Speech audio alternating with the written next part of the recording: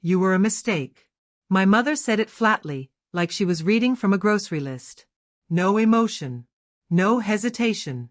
Just 5 words that landed like stones in my chest. My father stood by the door, one hand on the knob, the other holding my suitcase. He wouldn't look at me. He never did when things got ugly. I was 19 years old, standing in the living room of the house I grew up in, and I realized something terrifying. I had nowhere to go.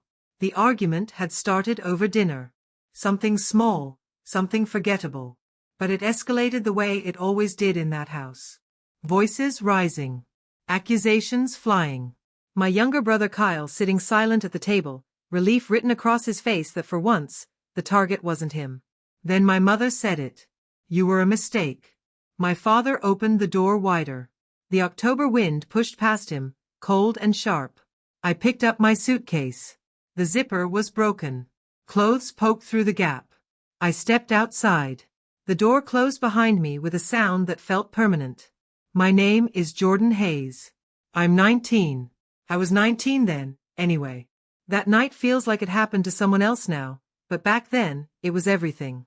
Standing on that porch, suitcase in hand, I realized something I'd been avoiding for years. This wasn't sudden. It was inevitable. My parents had been building toward this moment since I was old enough to notice the difference in how they treated me versus Kyle. The comments. The comparisons. The way praise flowed toward him like water and barely dripped in my direction. I wasn't thrown out because of one argument. I was thrown out because I'd never been wanted in the first place. The realization didn't hurt the way I expected. It felt more like confirmation. Like finally hearing someone admit a truth you'd suspected all along. I walked 3 blocks before I stopped moving. My phone had 12% battery. I had $43 in my wallet and a debit card connected to an account with maybe 200 more. I sat on a bus stop bench and tried to think. The first memory that surfaced wasn't recent. It was my 8th birthday. Kyle's birthday was always an event. Balloons. A cake from the expensive bakery downtown. Presents stacked so high he couldn't see over them. Mine was usually acknowledged with a card and maybe dinner at a chain restaurant if I was lucky. When I turned 8, I asked why. My mother had been folding laundry in the living room. She didn't even look up. Kyle's easier to shop for, she said. That was it. No explanation. No acknowledgement that an 8-year-old might notice the inequity. My father was worse. He pretended not to hear the question at all. I learned early that asking for things, wanting things, made me inconvenient. So I stopped asking. I stayed small. Quiet. I didn't bring friends home. I didn't ask for help with homework. I didn't complain when Kyle got the bigger room, the newer clothes, the first choice of everything. I thought if I took up less space, they'd see me differently. But you can't earn love from people who've already decided you're not worth it. The night I turned 16, I made myself a promise. I asked one more question. I confronted them on a Tuesday. It wasn't planned. I'd been holding it in for years, and it just spilled out during dinner. Why don't you love me the same way you love Kyle? The table went silent. Kyle stopped chewing. My father's fork froze halfway to his mouth. My mother's face did something I'd seen before. A forced smile. The kind people use when they're pretending to be patient. That's dramatic, Jordan, she said. Is it? I asked. My father cleared his throat. He shifted in his chair. He didn't answer. My mother sighed. You're different. You've always been different. Kyle fits. You don't. That was it. No apology. No reassurance. Just honesty wrapped in cruelty. I wanted to yell. To demand better. To make them see how much damage they'd done. But I didn't. I nodded. I finished my dinner. I went to my room. And I made a decision. I stopped begging for their approval. I stopped hoping things would change. I started planning. 3 years later, nothing had changed. I stayed because I had to. Because I was still in high school, still financially dependent, still trapped. But the night they threw me out, it wasn't because I'd done anything terrible.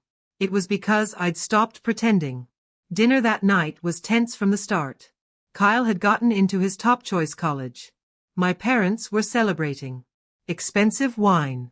Talk of futures and possibilities. I mentioned I'd been accepted to a state school with a partial scholarship. My mother's smile tightened. "That's nice," she said. My father nodded absently. Kyle smirked. Then my mother said, "You know, we won't be able to help you financially. Kyle's tuition is our priority." I wasn't surprised. I'd expected it. But then she kept talking. "Honestly, Jordan, I don't know why you bother. College isn't for everyone. You'd probably be happier doing something simpler." My father said nothing. Kyle laughed. I stood up. "I'm tired of this," I said. And that's when she said it. "You were a mistake." I slept in a motel that night. $29 for a room with thin walls and a mattress that smelled like cigarettes. I cried for maybe 10 minutes. Then I stopped. Crying didn't change anything. I sat on the bed and stared at the ceiling. Water stains shaped like continents. Cracks running like rivers. My phone buzzed. A text from Kyle. "Mom says you can come back if you apologize." I didn't respond. Another text. This one from my mother. "This is childish." I turned off my phone. I opened my laptop instead. The screen glowed in the darkroom. I stared at the empty browser window for a long time. Then I started typing. Job listings. Scholarship databases. Apartment rentals. I didn't have a plan yet. But I had something better. I had nothing left to lose. I didn't tell anyone what I was doing. Not Kyle. Not my parents. Not the few friends I had who might have asked questions. I just moved quietly. I applied for every job that didn't require experience. Retail. Food service. Warehouse work. I filled out scholarship applications until my fingers cramped. I researched cheap apartments. Roommate situations. Anything that would get me out of that motel. Most importantly, I made a decision. I wasn't going to confront them. I wasn't going to explain myself or defend my choices. I was just going to disappear. Let them tell whatever story they wanted. Let them paint themselves as the victims. I didn't care anymore. 2 weeks after I left, I got an email. A small nonprofit was hiring for an administrative assistant position. Entry level. Barely above minimum wage. I applied. 3 days later, they called me in for an interview. I wore the only professional clothes I owned. A button-down shirt with a faded collar. Pants that were slightly too short. The woman who interviewed me was kind. She asked about my experience. I was honest. "I don't have much," I said. "But I learn fast. And I show up." She hired me on the spot. The rejections piled up first. Scholarships I didn't get. Apartments I couldn't afford. Jobs that wanted someone older, more experienced, more polished. I kept a list. Not to torture myself, but to remember. Every no was just information. It wasn't personal. Then the yes started coming. The nonprofit job was first. Small salary, but steady. A week later, I found a room in a shared house. 4 other people. Tight space. But it was mine. Then I got a scholarship. Not a full ride, but enough to cover books and fees. Piece by piece, I built something. It wasn't glamorous. I worked 40 hours a week and took night classes. I ate ramen more often than I wanted to admit. I didn't go out. I didn't buy new clothes. But I was moving forward. And my parents had no idea.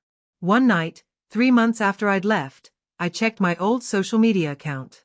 I hadn't posted in weeks. There was a message from someone I barely knew. "Saw your name in the Dean's List announcement. Congrats." I stared at the screen. My name. In print. Recognized. They had no idea what I was capable of. I stopped answering their calls after the first month. My mother tried twice. Both times, she didn't apologize. She just asked when I was coming home, like I'd been on vacation. My father called once. He said nothing. Just silence on the other end until I hung up. Kyle texted occasionally. Mostly screenshots of family dinners. Subtle reminders of what I was missing. I blocked him eventually. I deleted my old social media accounts. Started fresh with a new email, new profiles, no connection to them. I became invisible. Not to the world. Just to them. At work, I kept my head down. I learned everything I could. I asked questions. I stayed late when they needed help. My supervisor noticed. "You're reliable," she said one afternoon. "That's rare." 6 months in, she recommended me for a promotion. Junior project coordinator. It came with a raise. Not much, but enough to stop eating ramen every night. I didn't celebrate. I just kept moving. Then my name appeared somewhere I didn't expect. A local business journal ran a feature on young professionals making an impact in nonprofit work. My supervisor had submitted my name. The article was small. A paragraph. A photo. But it was out there. The first Real win came a year after I left. I'd been working full-time and taking classes at night. My GPA was nearly perfect. My work performance had earned me 2 more promotions. I wasn't rich. But I was stable. I had my own apartment. Not shared. Mine. I had savings. An actual emergency fund. I had a car. Used, but reliable. I didn't post about any of it. I didn't announce it. I just lived it. Then I got an email from my university. I'd been selected for a competitive leadership program. Full funding.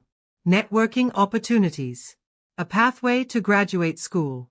I read the email 3 times to make sure it was real. I accepted immediately. That night, I sat in my apartment and realized something. I wasn't proving anything to them anymore. I was just building a life I wanted. 2 weeks later, someone from their world noticed. A former neighbor.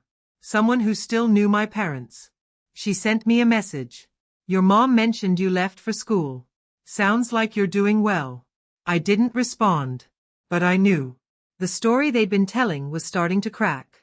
I heard it through indirect channels first. A mutual acquaintance mentioned my parents had been talking about me. Not the truth. Their version.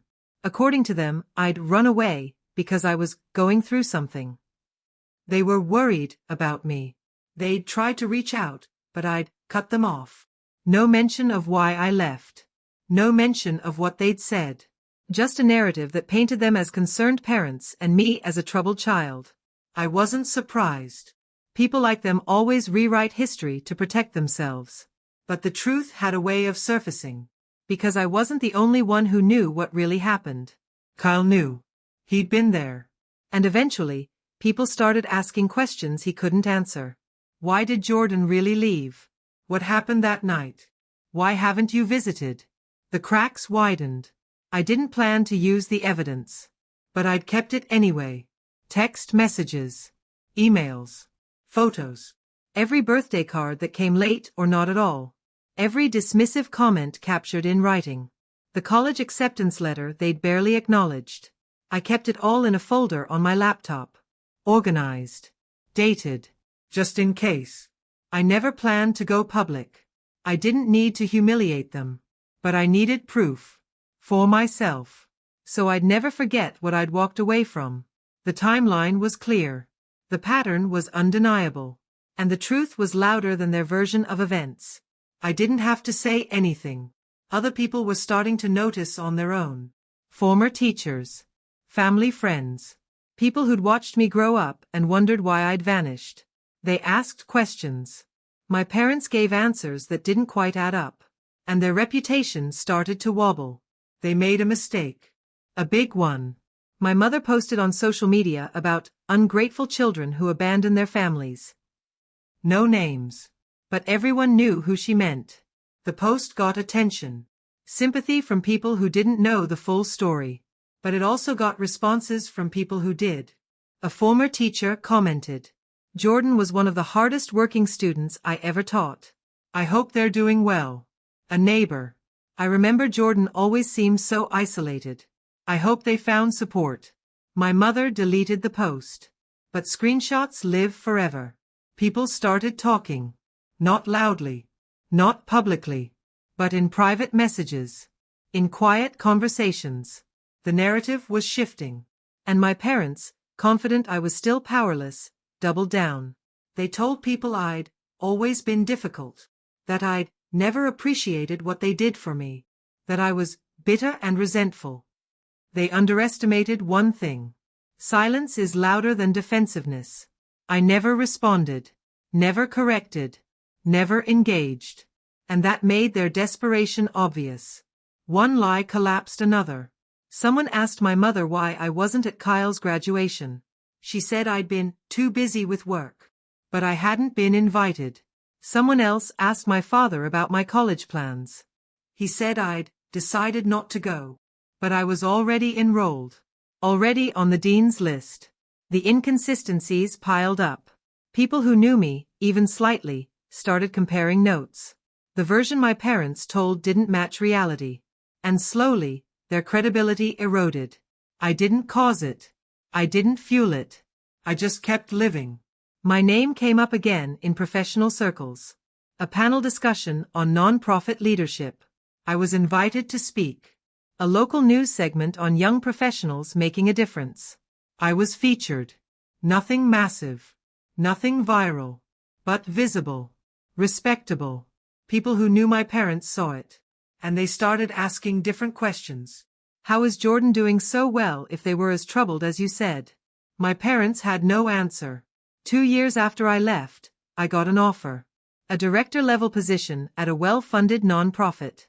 Competitive salary. Benefits. Respect. I was 21 years old.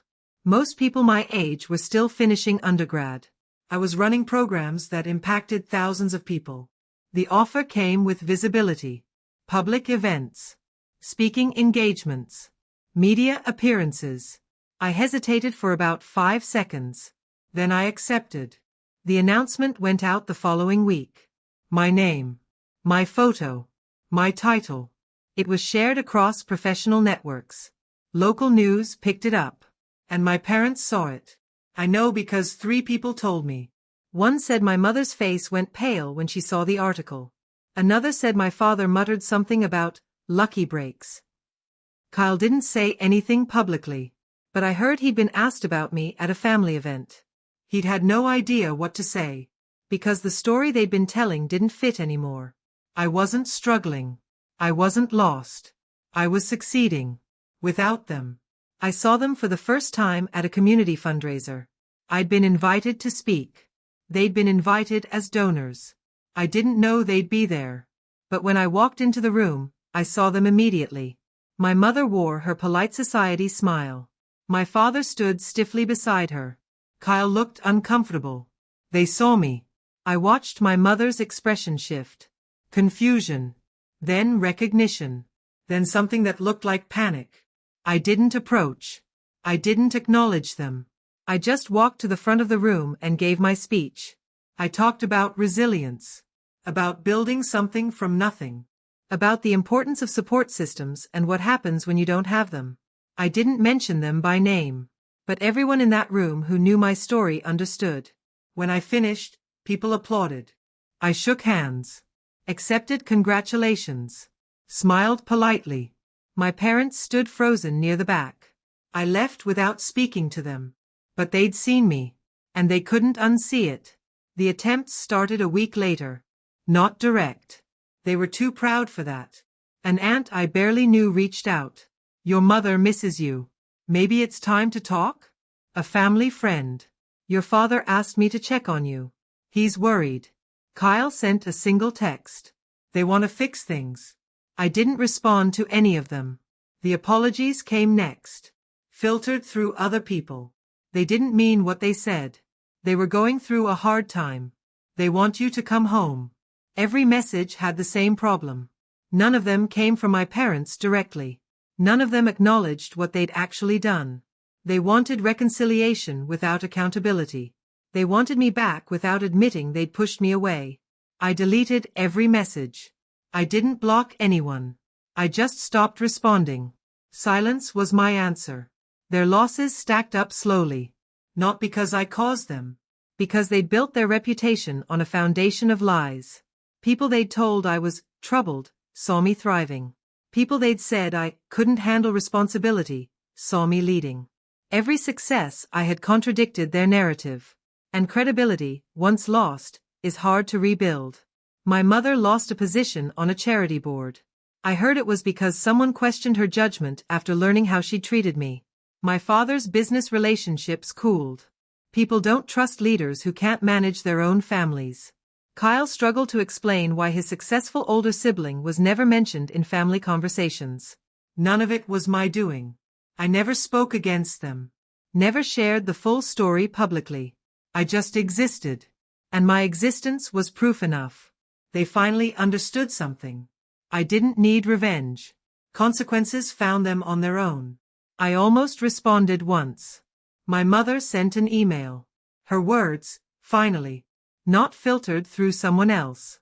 I know I made mistakes. Can we talk? My finger hovered over the reply button. I drafted a response. Deleted it. Drafted another. I thought about what I'd say. That she'd called me a mistake. That she'd chosen Kyle over me every single time. That she'd thrown me out and then blamed me for leaving. I wrote it all out. Every hurt. Every memory. Then I read it back. And I realized something. She didn't deserve my explanation.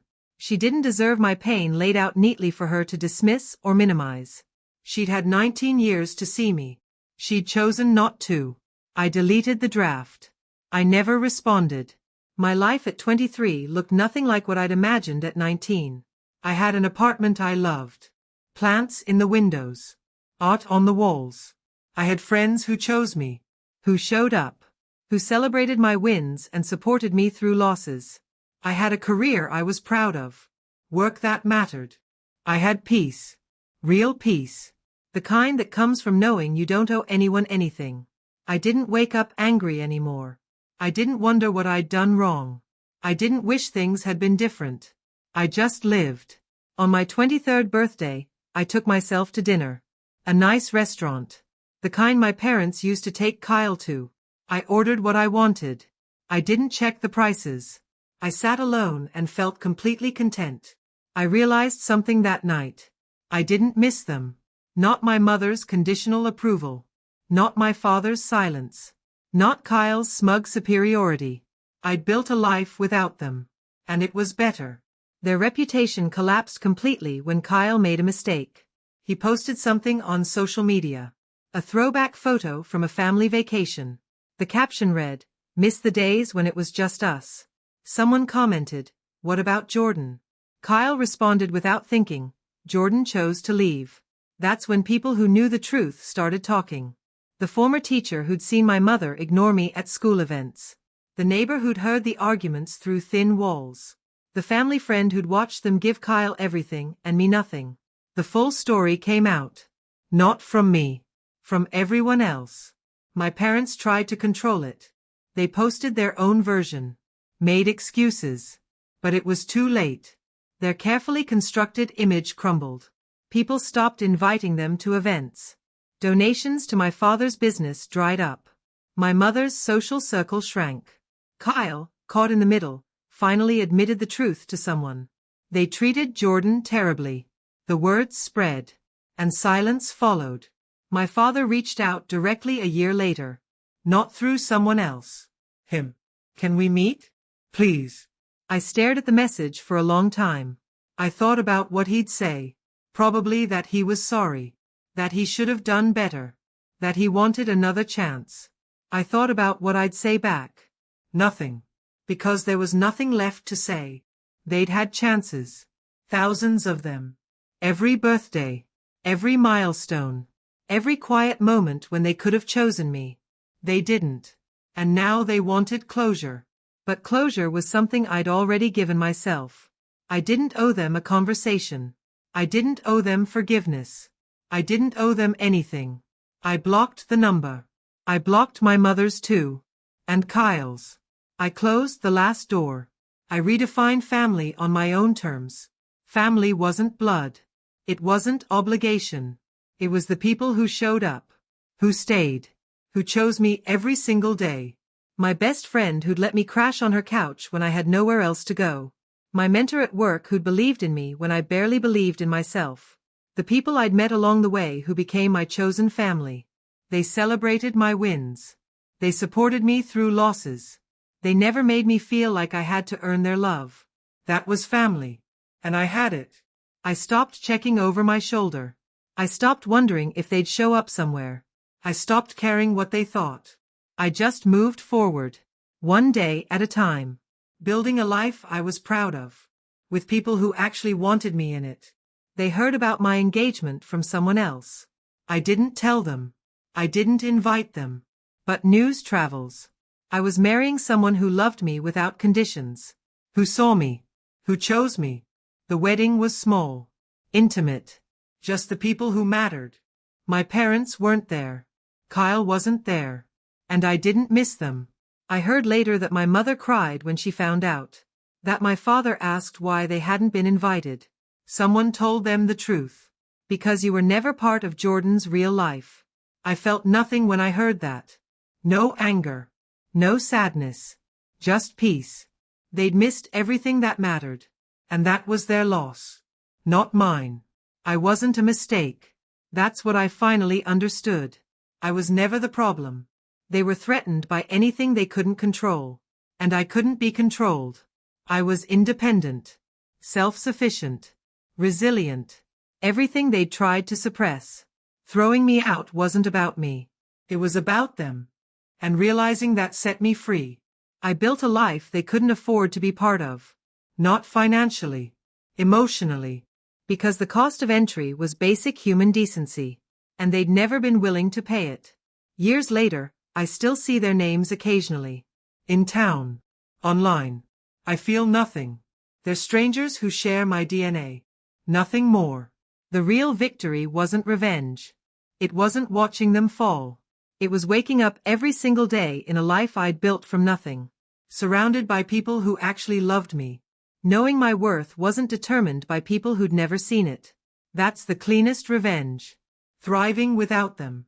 That's the final answer.